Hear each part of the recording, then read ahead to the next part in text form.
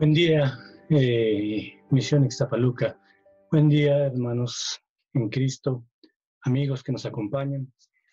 Este día el estudio va a ser 100% evangelístico por la sección de la Biblia que vamos a estudiar.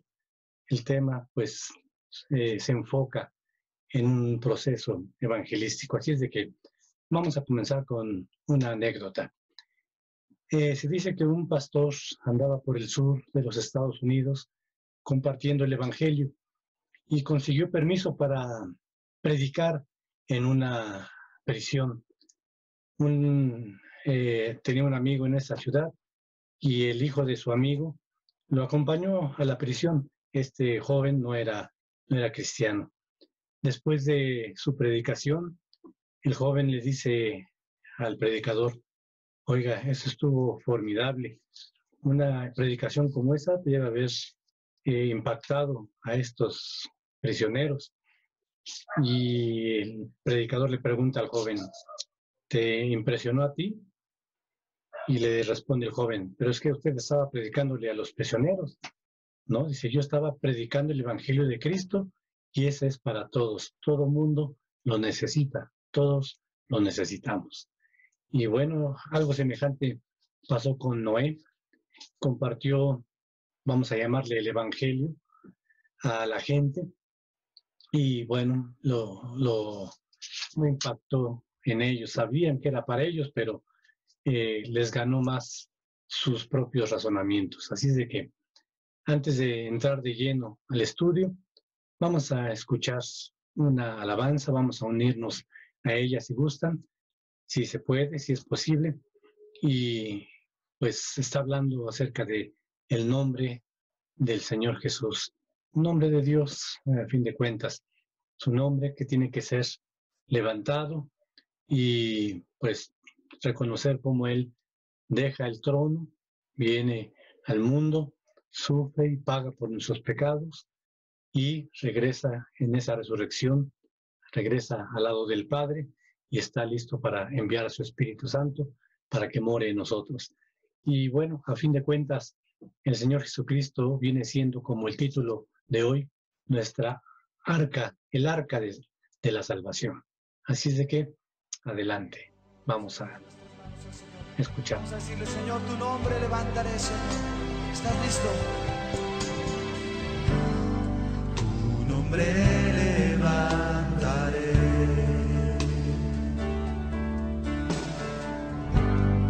Me deleito en adorarte.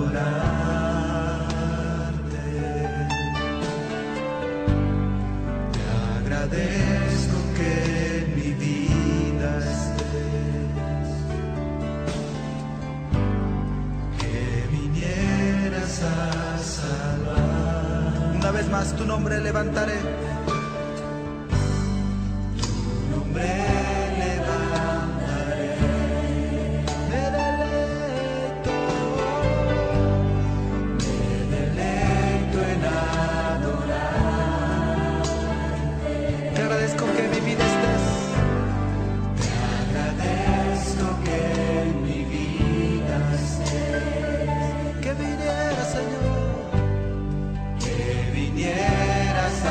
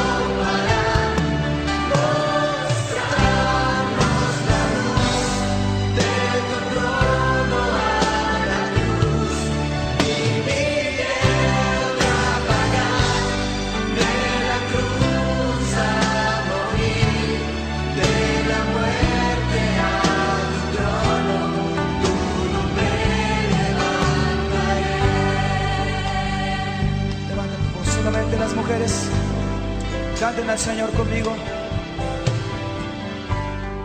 Tu nombre levantaré. Sí, Señor. Me deleito en adorarte. Te agradezco. Te agradezco que en mi vida sé Que vinieras, Señor.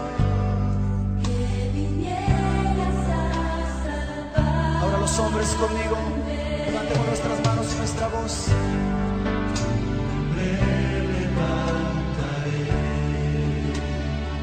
Sí, Señor.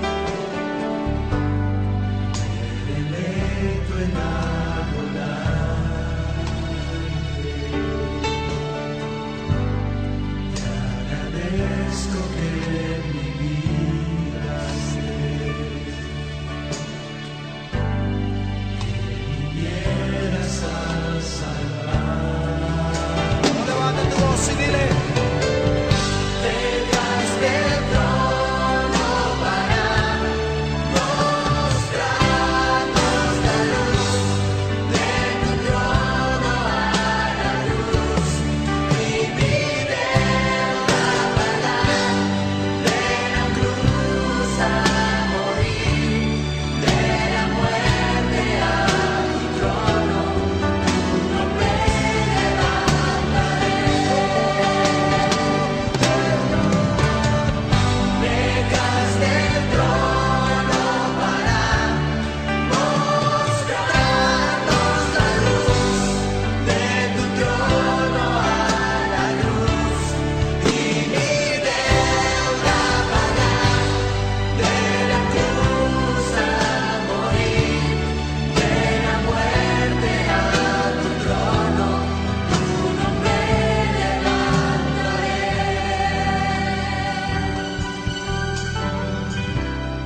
Tu nombre levantaré. Tu nombre levantamos, Señor. Tu nombre levantaré.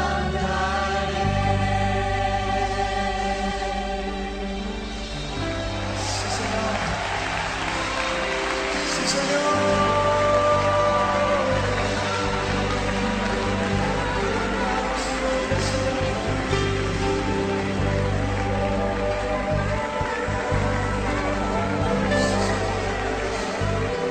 Levantamos tu nombre, Señor.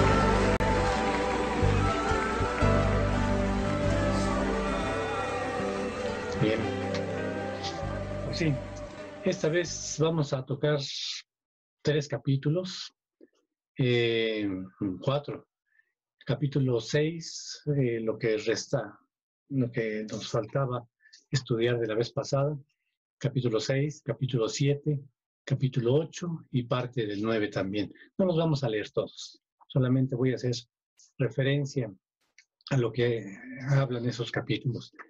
Y bueno, ya dijimos que Dios vio la maldad de la gente en la tierra y Él determinó que iba a enviar un juicio divino, un juicio de diluvio por agua para una purificación total. Dijimos que el agua representa en cierto sentido también juicio, pero también purificación.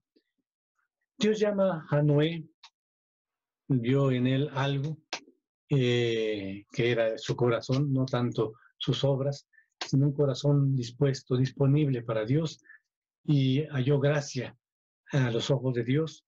No merecía nada porque era parte de la raza humana también, y la raza humana ya tenía esa raíz de pecado, como vamos a ver.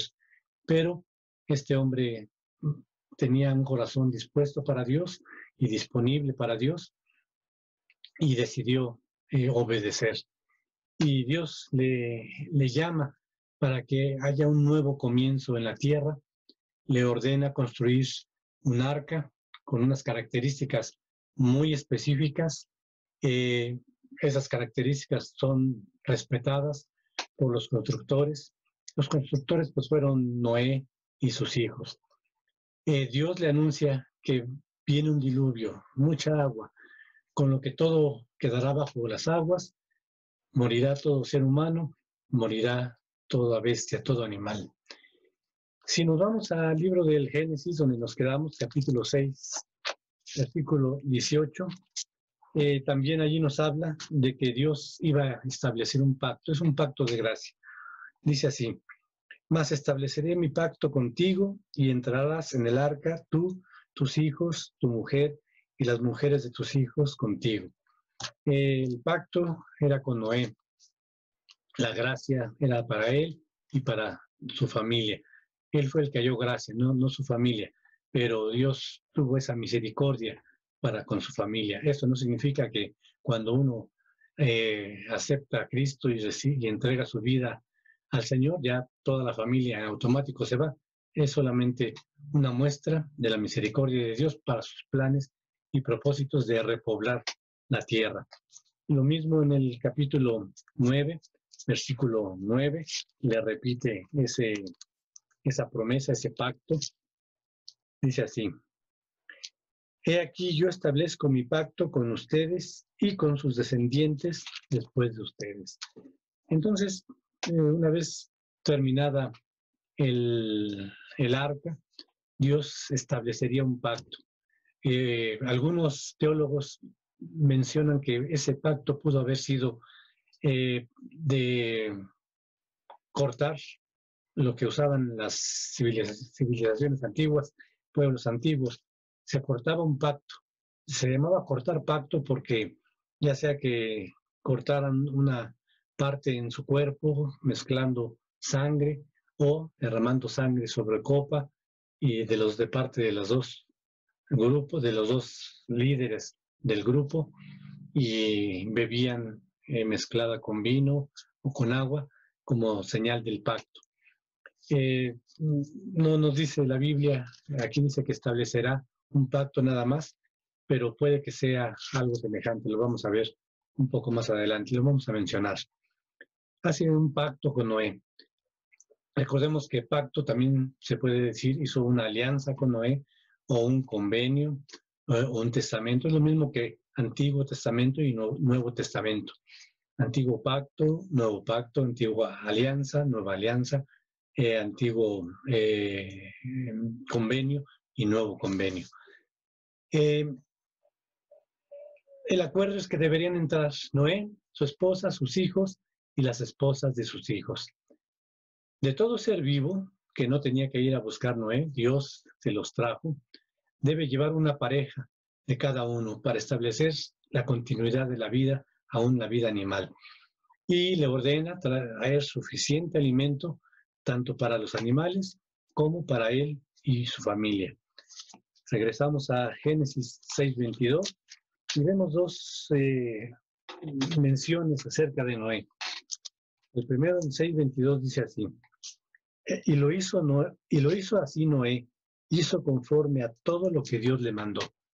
Eso dijimos la vez pasada, que nos enseña lo que debemos hacer nosotros también, hacer las cosas tal y cual como Dios nos las manda.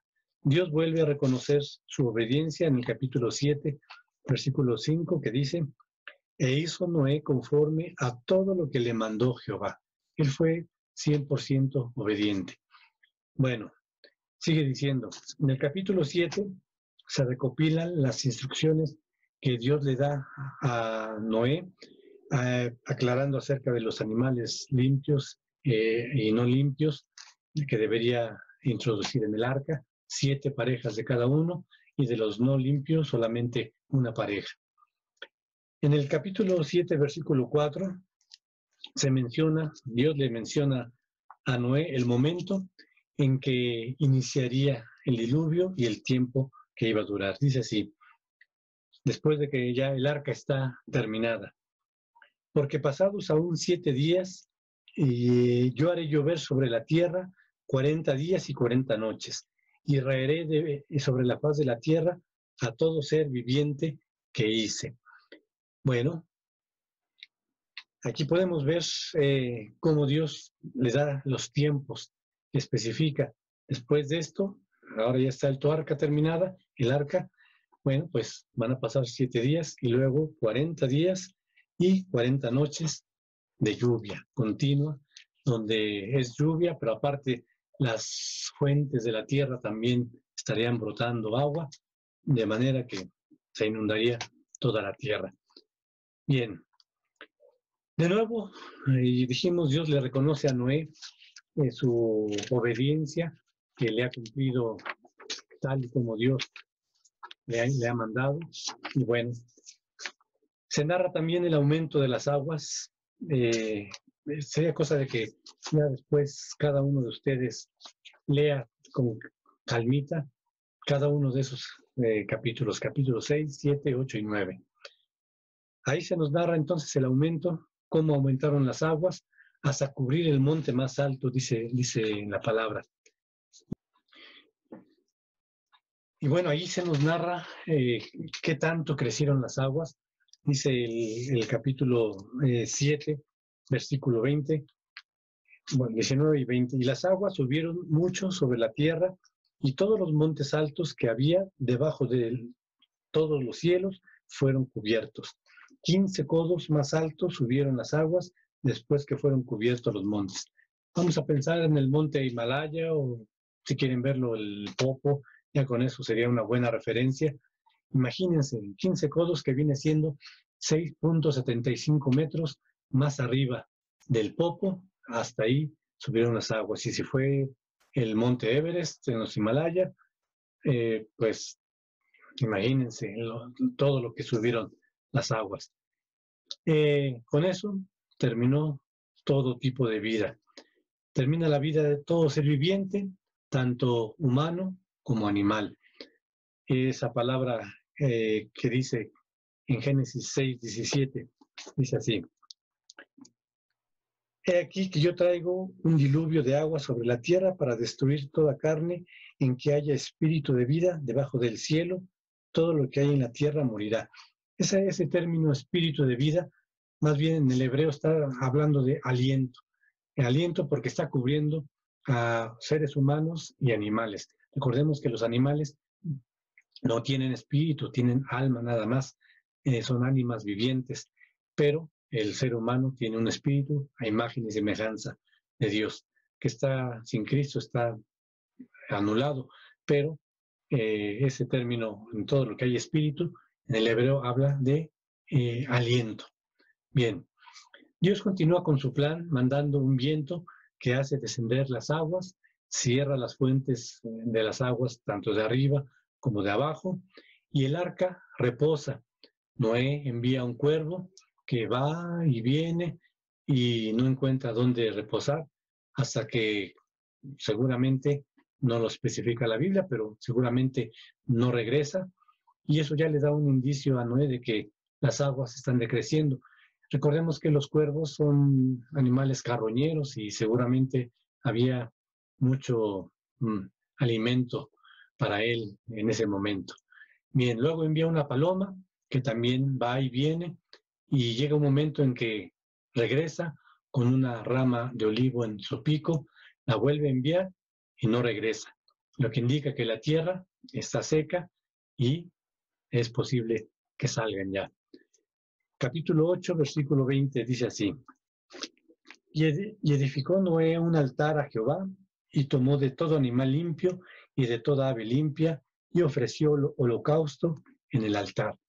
Lo que dijimos, lo primero que hace Noé, en cuanto desciende, levanta un altar de gratitud seguramente, y un altar de reconocimiento, de honra, de temor de Dios, y recordando, dijimos la vez pasada, que Noé estaba muy consciente de lo que había sucedido con Adán y Eva, y la manera en que Dios les instruyó a ellos el perdón de pecados a través de esos animalitos que tuvieron que morir para que fueran cubiertos sus cuerpos con esas pieles, y no con la religiosidad que ellos habían confeccionado a sí mismos. Bien, entonces Dios le ordena que salgan a todos del arca y comiencen esa recreación que Dios tenía planeada. Ellos así lo hacen, y lo que hizo Noé, bueno, dijimos, levantar un altar a Dios, ofrecer sacrificios de gratitud.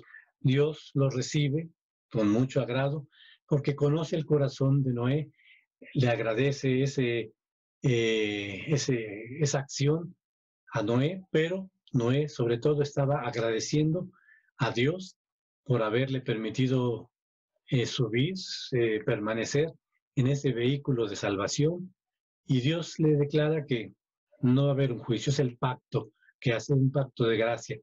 No va a haber un nuevo juicio por agua. De todos modos, la raíz del pecado está en la humanidad, así lo establece Dios.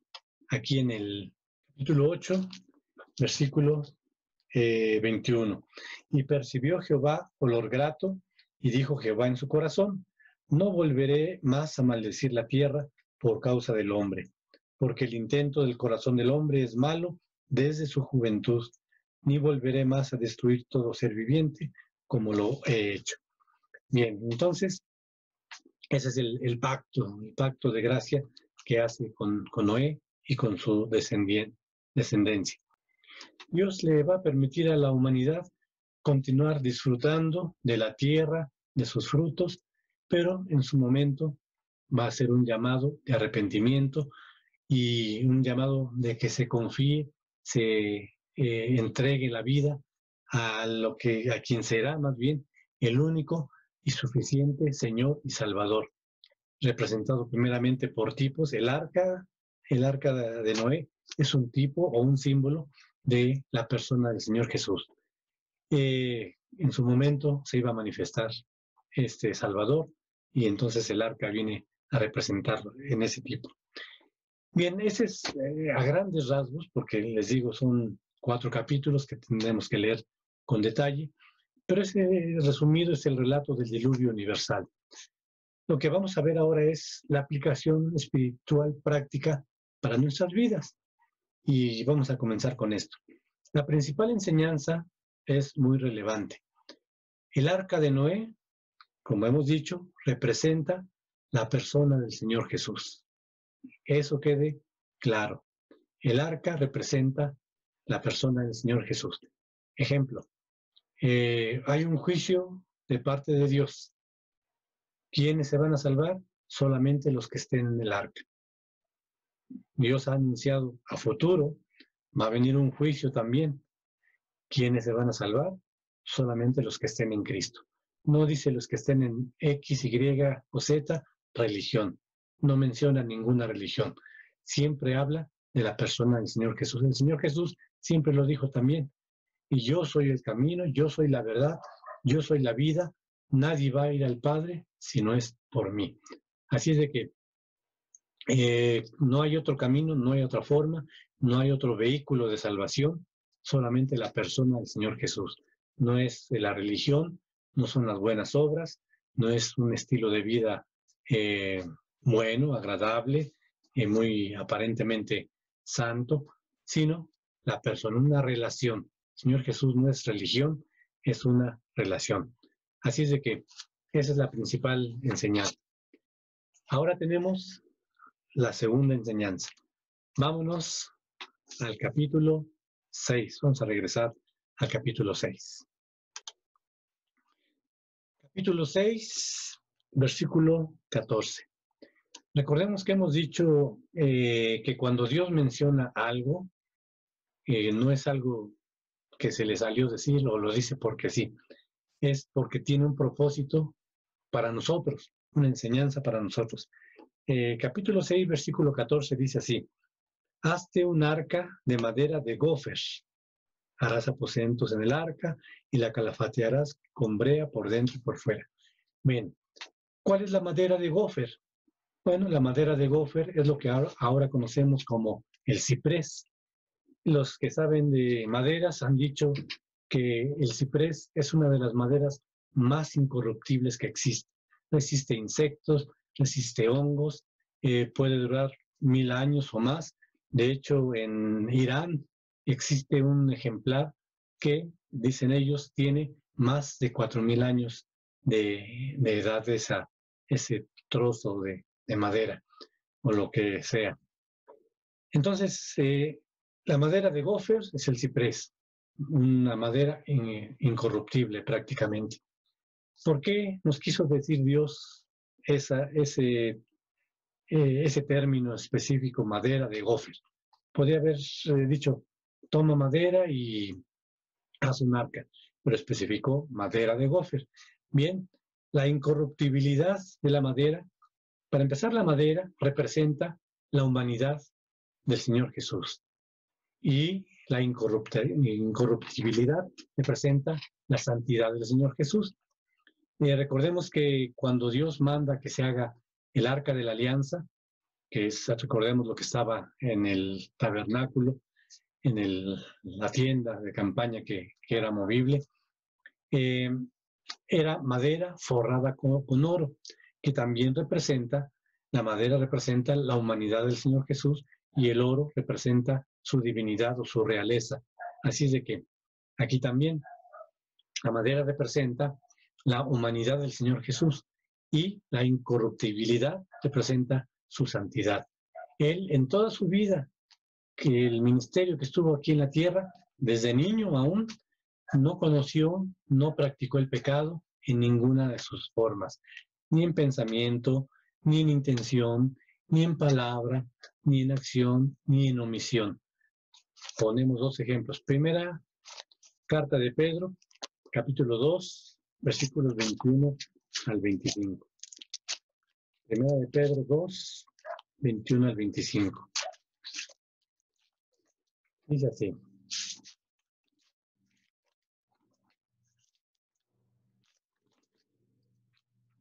Pues para esto fueron llamados, porque también Cristo padeció por nosotros, dejándonos ejemplo para que sigan sus pisadas, el cual no hizo pecado, ni se halló engaño en su boca, quien cuando le maldecían no respondía con maldición, cuando padecía no amenazaba, sino encomendaba la causa al que juzga justamente, quien llevó él mismo nuestros pecados en su cuerpo sobre el madero, para que nosotros, estando muertos a los pecados, vivamos a la justicia, por cuya herida fueron sanados. Acuérdense, sanidad está hablando del pecado. Porque ustedes eran como ovejas descarriadas, pero ahora han vuelto al pastor y obispo de sus almas. Bueno, el Señor Jesús no conoció el pecado, no hizo pecado, no se halló engaño, ni siquiera en su boca. Así es de que Él fue incorruptible. Salmo 16:10. Este salmo es un salmo profético y en él nos está hablando lo que iba a suceder en el cuerpo del Señor Jesús una vez que haya muerto y haya sido sepultado. Está diciendo David, que escribe este salmo. En esa parte, recordemos que cuando David escribía sus salmos, era por inspiración de Dios. Y él estaba viviendo cierta circunstancia, pero cuando escribía no se daba cuenta que estaba también hablando palabras que Dios le inspiraba y él las aplicaba en su momento para su circunstancia, pero estaba hablando proféticamente. Dice el Salmo 16:10, porque no dejarás mi alma en el Seol, ni permitirás que tu santo vea corrupción. Entonces, ni siquiera en la muerte el Señor tuvo corrupción, fue incorruptible en todo aspecto. Mateo 7:24 nos dice así: cualquiera pues que me oye estas palabras y las hace, le compararé a un hombre prudente que edificó su casa sobre la roca. Este versículo, ¿para qué lo traemos a la luz en este momento? Bueno, recordemos que Noé hizo tal y como Dios le mandó. No se salió del plano de Dios, tal y como Dios le mandó. Harás un arca de madera de gofer. ¿De qué medidas? Bueno, pues en estas medidas. Recordemos, largo.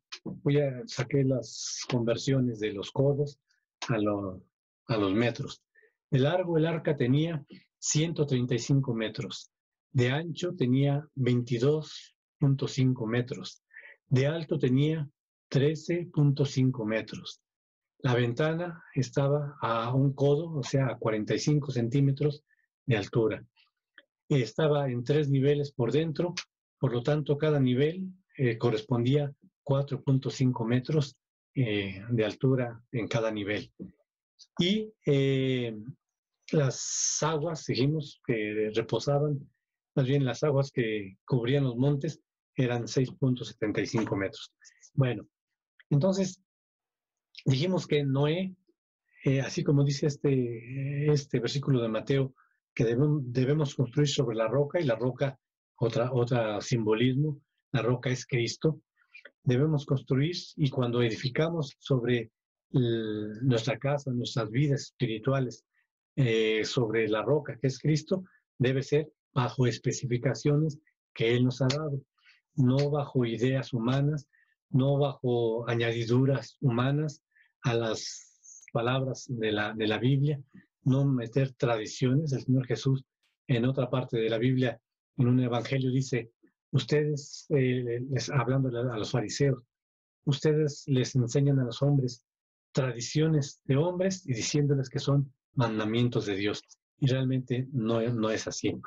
Debe ser tal y como Dios lo ha establecido, no como el hombre lo va inventando. Bueno, Noé siguió fielmente todas y cada una de las instrucciones que Dios le dio acerca del diseño y construcción del arca.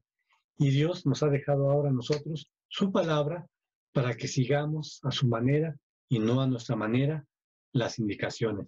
Ejemplos, Deuteronomio 12:32.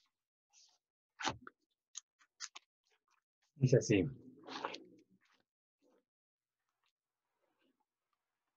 Cuidarás de hacer todo lo que yo te mando. No añadirás a ello, ni de ello quitarás. Son instrucciones que le está dando Dios al pueblo de Israel en cuanto a entraran a la tierra prometida y en cuanto a todo lo que les mandó acerca de sus leyes de sacrificios, leyes ceremoniales, etcétera. Y dice, cuidarás de hacer así como yo te lo dije, no le añadirás ni le quitarás. Lo mismo que nos dice Apocalipsis 22, 18 y 19. Que dice así. Yo testifico a todo aquel que oye las palabras de la profecía de este libro. Si alguno añadiere a estas cosas, Dios traerá sobre él las plagas que están escritas en este libro. Y si alguno quitare de las palabras del libro de esta profecía, Dios quitará su parte del libro de la vida y de la santa ciudad y de las cosas que están escritas en este libro. Entonces, Dios es específico. Aquí está su palabra y quiere que la sigamos tal y como Él lo dice, no que adaptemos, sino que la sigamos tal y como Él lo dice, en el sentido del nuevo pacto de la gracia, el pacto de gracia en el cual ya vivimos. En lo que dijo el Señor Jesús, un mejor pacto, ¿verdad? Así es de que del agua, ya dijimos, representa el juicio y purificación. Lo repetimos, Levítico 16:4. Levítico 16:4. Dice así. Está hablando del ministerio de los sacerdotes, en este caso Aarón y sus hijos. Se vestirá la túnica santa de lino, y sobre su cuerpo tendrá calzoncillos de lino, y se ceñirá el cinto de lino, y con la mitra de lino se cubrirá. Son las santas vestiduras, con ellas se ha de vestir después de lavar su cuerpo con agua. O sea, el sacerdote no podía entrar al lugar santísimo sin antes purificarse, era lavándose. Estaba el mar, lo que llamaban el mar o el lavacro, y ahí tenían que purificarse. Bien. Capítulo 6, versículo 18. Nuevamente hacemos énfasis del pacto o alianza.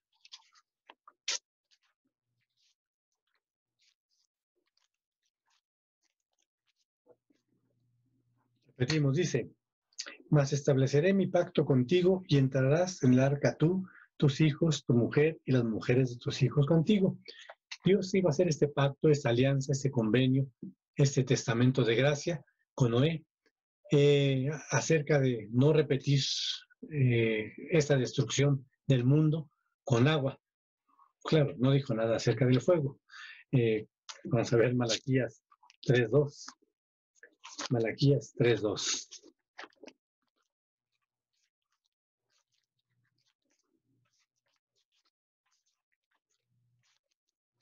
Dice así: ¿y quién podrá soportar el tiempo de su venida? ¿O quién podrá estar en pie cuando Él se manifieste? Porque Él es como fuego purificador y como jabón de lavadores. Está mencionando al Señor en ese regreso como fuego purificador. Ok, el agua purifica, pero también el fuego purifica. Y bueno, el mundo está a futuro destinado al fuego, ¿verdad?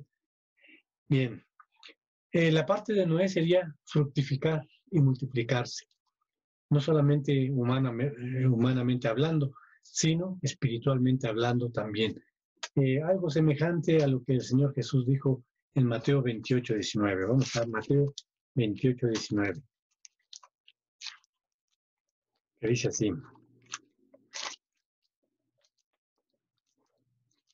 por tanto, vayan y hagan discípulos a todas las naciones, bautizándolos en el nombre del Padre y del Hijo y del Espíritu Santo. Vayan y hagan discípulos. Yo creo que el mandato de Dios de salir y fructificar otra vez, multiplicarse, no era solamente en la parte humana, sino en esa enseñanza que también Noé aprendió, pues compartirla con las generaciones que vinieran para que aprendieran que deberían honrar, respetar a Dios, temerle a Dios realmente. Así es de que comienza el diluvio, tiene una duración total aproximada de 386 días, los que han hecho los cálculos así lo dicen. Todo ese tiempo el arca se mantuvo a flote, ni siquiera tuvo una filtración.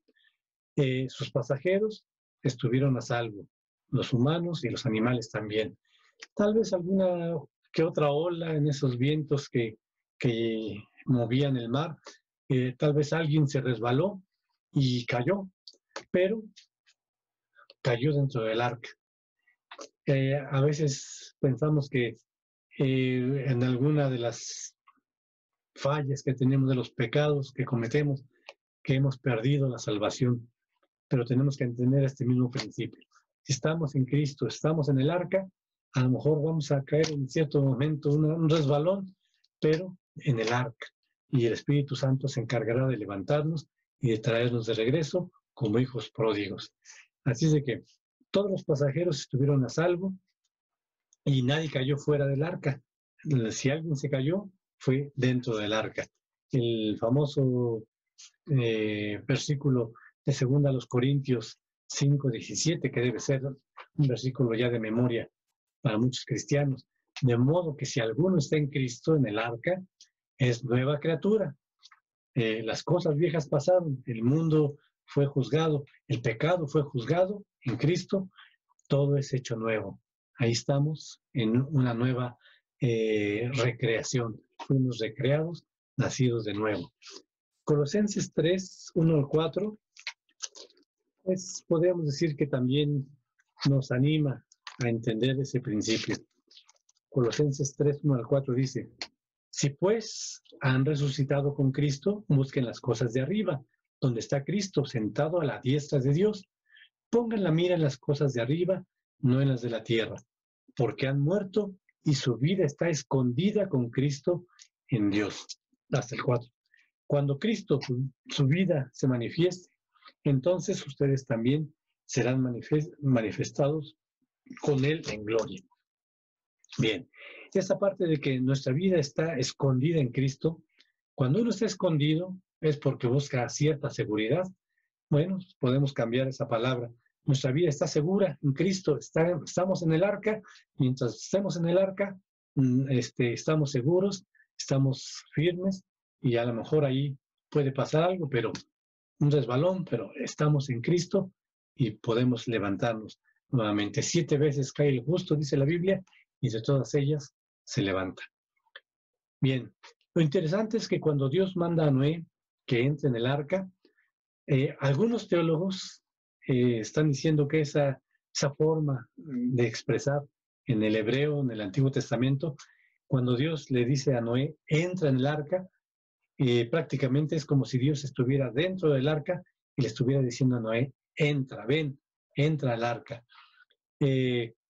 Dios manda desde dentro para que entren, garantizando con ello que Él estaba ahí todo el tiempo, su permanencia, su protección, y que Él mismo iba a ser, porque así lo dice en la Biblia, porque Dios cierra la puerta. No fue Noé, no fueron sus hijos, dice la palabra, y Dios cerró la puerta.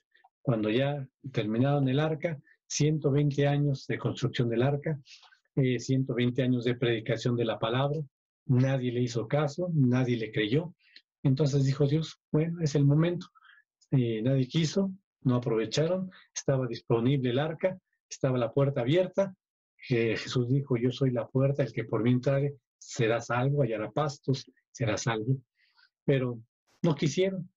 Y entonces dice que Dios cerró la puerta y entonces empezó el diluvio.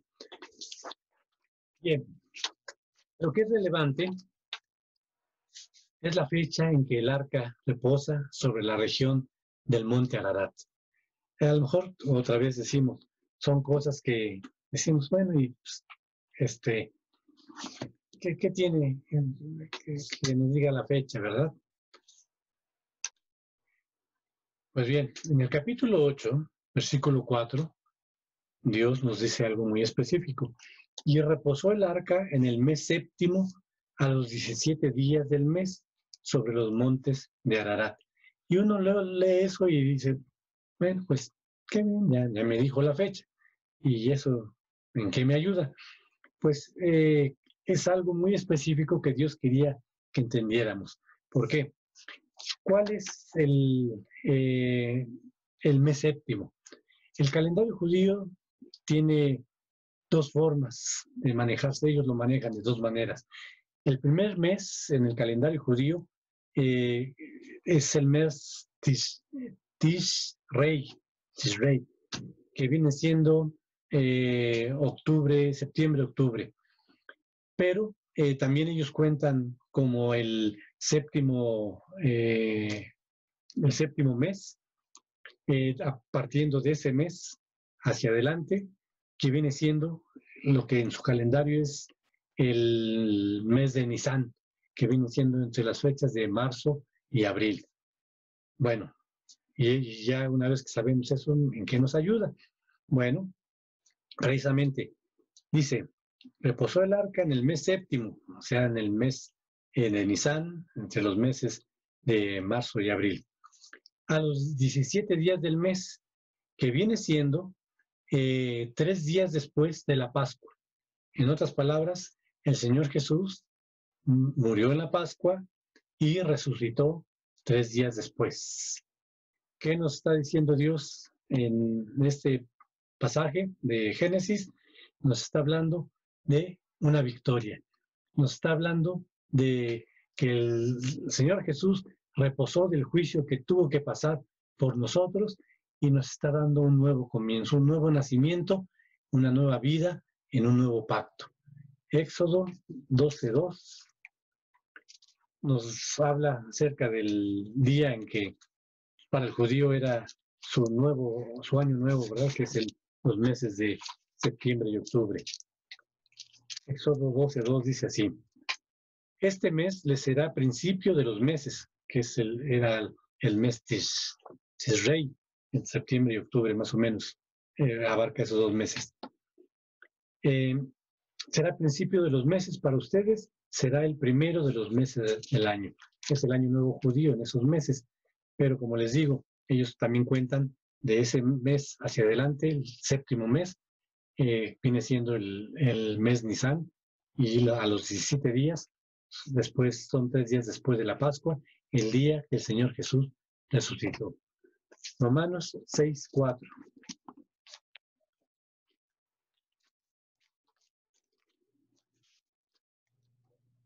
Porque somos sepultados juntamente con Él para muerte, en el agua, en ese juicio, ¿verdad?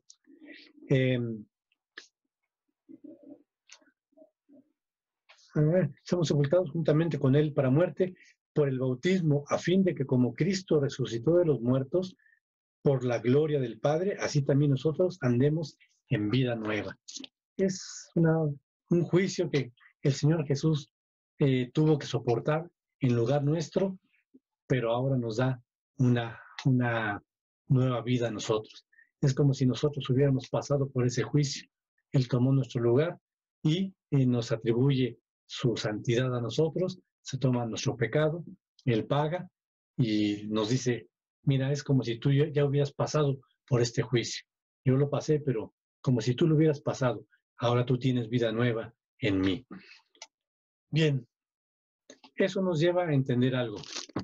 La salvación es un regalo para el culpable, no es una recompensa para el justo. Por eso es que no es por obras, es solamente por fe.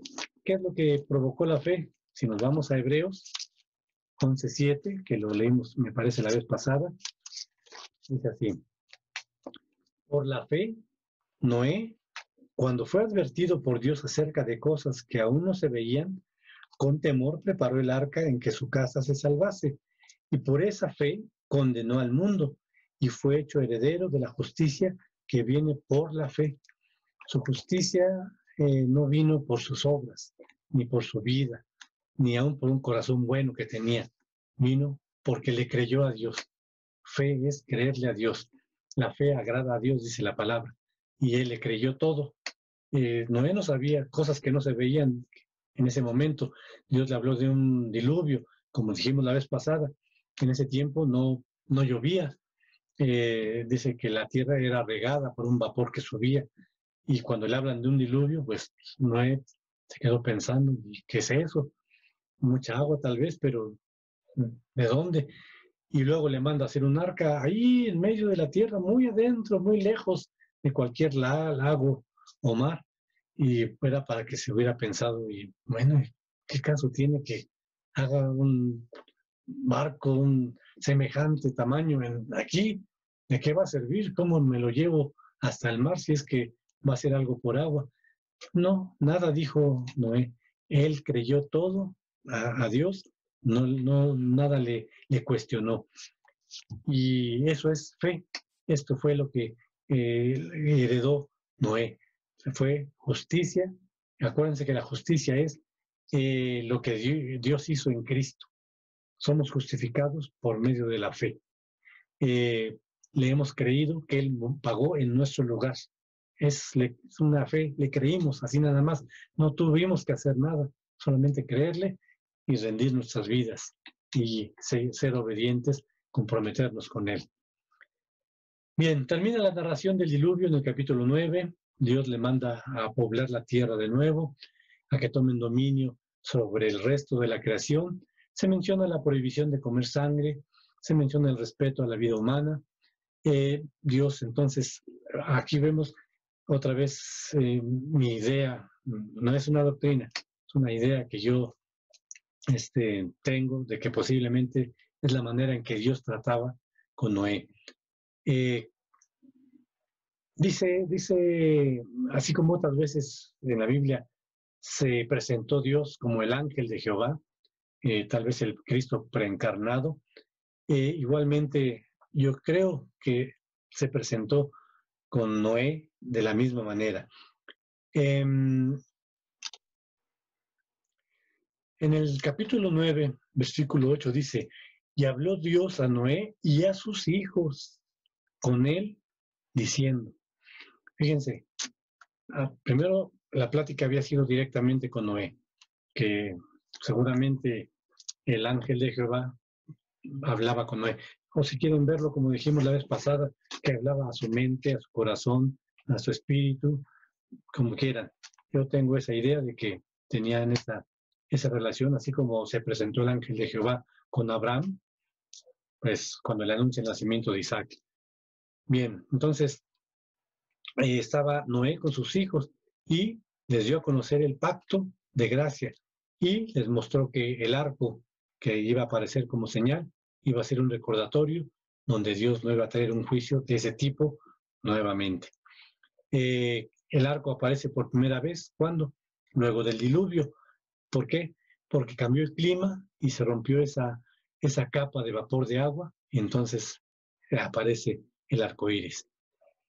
Ahora sí, vamos a concluir. Así como Dios en su palabra que le dio a Noé, le dio instrucciones claras y precisas y él las siguió al pie de la letra, solamente por fe, esa fe de Noé movió a Dios en dos direcciones. Una, a cumplir el juicio, como dice Hebreos. Llegó el juicio para toda la humanidad que no le creyó. Y hacia ese mundo corrupto. Y la otra dirección fue la salvación por gracia basada en la fe y la obediencia. Ahí donde Noé y su familia estaban en el arca, seguros, todo ese tiempo, 300 y tantos días en esa arca, seguros, bamboleándose si quieren, cayéndose por ahí también, pero levantándose nuevamente dentro del arca, en Cristo. Nunca se salieron de Cristo. Y Dios siempre mantuvo su palabra fiel de seguridad, de protección. Bueno, pues esa fe y obediencia nos las pide también a nosotros. Le pide que le creamos su palabra sanamente, como hemos dicho, con la sana interpretación, no sacar versículos aislados y darles nuestra propia interpretación. No, la Biblia se responde a sí misma. Decía ese predicador, el que se conoce como el príncipe de los predicadores, Charles Spurgeon, dice, la Biblia es como un león enjaulado. No necesitas defender a un león, ¿verdad? Solamente ábrele la jaula y solito se va a defender. La Biblia es así, dice. Solamente necesitas abrirla, solita te va a responder. Entonces Dios pide de nosotros fe y obediencia. Y pues el énfasis es, asegurémonos que hemos acudido al llamado de entrar al único medio que nos salvará del juicio que vendrá. Ese único medio nos va a mantener a salvo hasta el momento en que el Señor Jesús, que es nuestro único y suficiente Señor, dueño, amo y Salvador, regrese por los suyos o termine nuestra estancia en la tierra. Vamos a terminar leyendo Filipenses 1:21.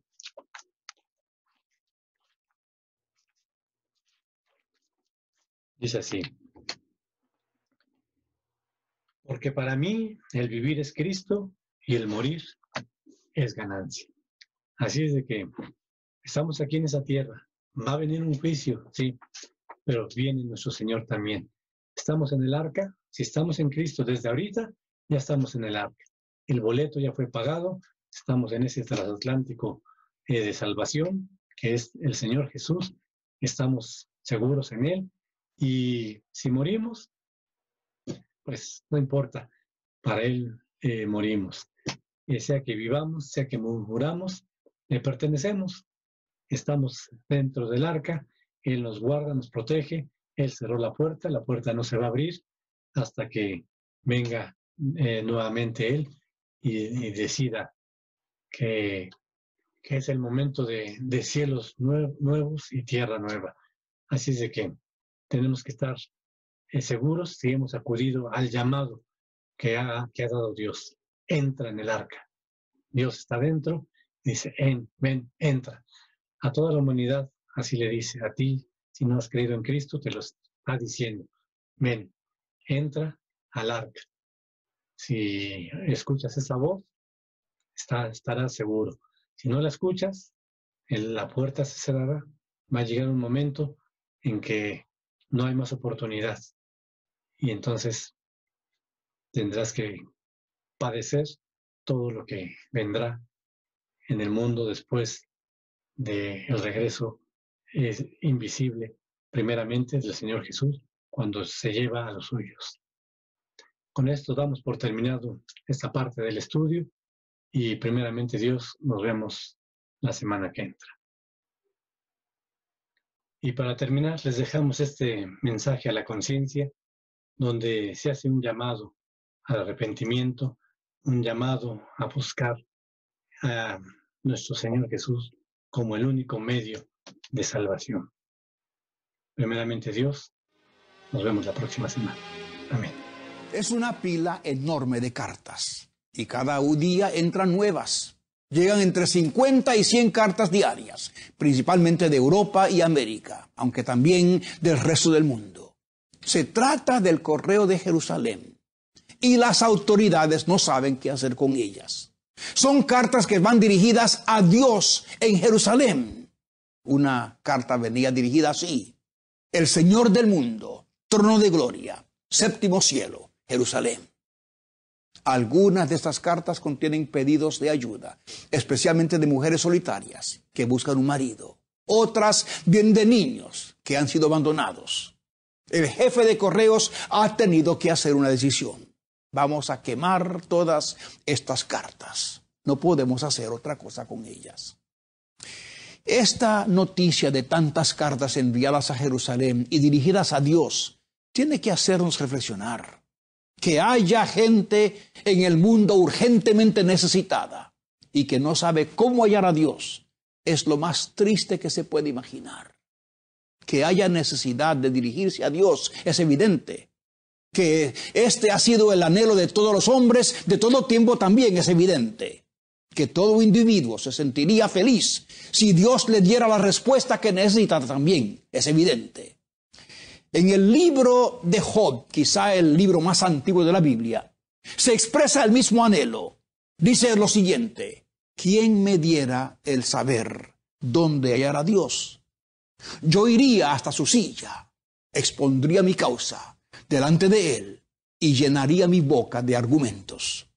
Amigo, para satisfacer esta necesidad, los hombres han inventado toda clase de religiones y han fundado toda clase de ciudades sagradas. En cierta ocasión, Jesús pasaba por Samaria y junto a un pozo se encontró con una mujer samaritana. Ella en la conversación le dijo a Jesús: nuestros padres adoraron en este monte y vosotros decís que es en Jerusalén donde se ha de adorar.